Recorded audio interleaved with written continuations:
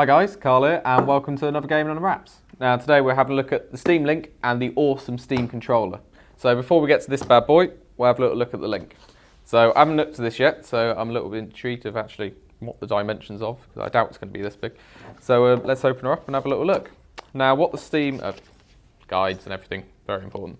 What this does is it allows you to connect your Steam gaming from your PC directly to your TV.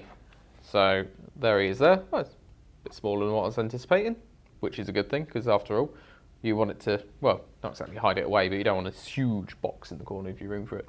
But no, pretty cool. So what you can do is you'll be playing Steam on your TV and on your PC, and then you stream it to your TV through this. You can do it wirelessly or through an Ethernet. It's pretty cool. So, you know, you can have your gaming, instead of on a small screen, you can have it on a huge screen in your living room.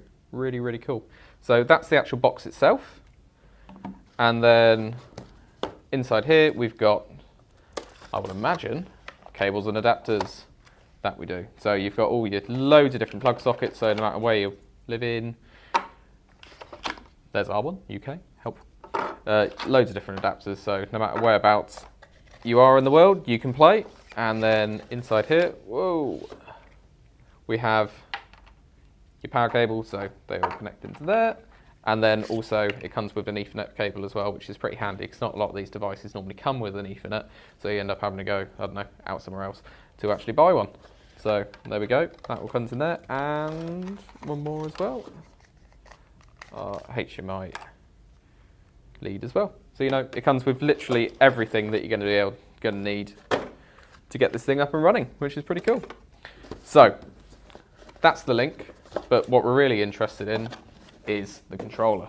So if we move all this stuff down to the side here, we can have a look at the controller itself. Now, I've had a little play with one of these, and it is well cool. Well cool, yeah. I absolutely love it. It took so long to actually get used to using. I mean, I've always been a 2 thumbsticks kind of guy, but actually, as you can see, it doesn't look like a normal controller. It hasn't got the standard D-pad, it hasn't got the normal 2 analog sticks. What it does have is these pads. Now these are really, really cool. If I just get them out, I can show you a little bit closer.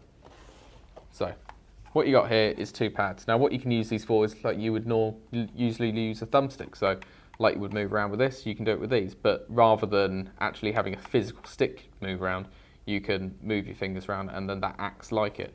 They also then work as buttons. So you can use this as your D-pad and this as an analog stick along with this, or you know, however you want to customize it.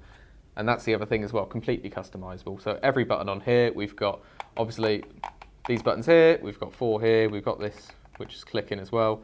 We then have 2 shoulder buttons, 2 triggers, and then also paddles on the back.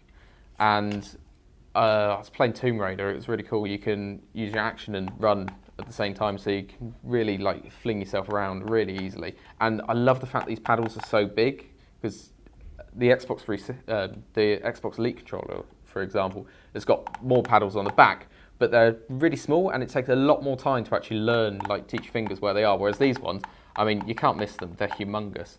These 2 on the top as well, really easy to play with, and I love. It just looks really cool. It feels nice as well. It doesn't feel cheap or tacky. It feels a bit.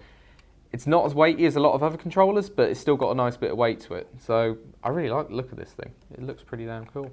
And another really cool thing about this is that the sensitivity can be changed by the gyroscope inside.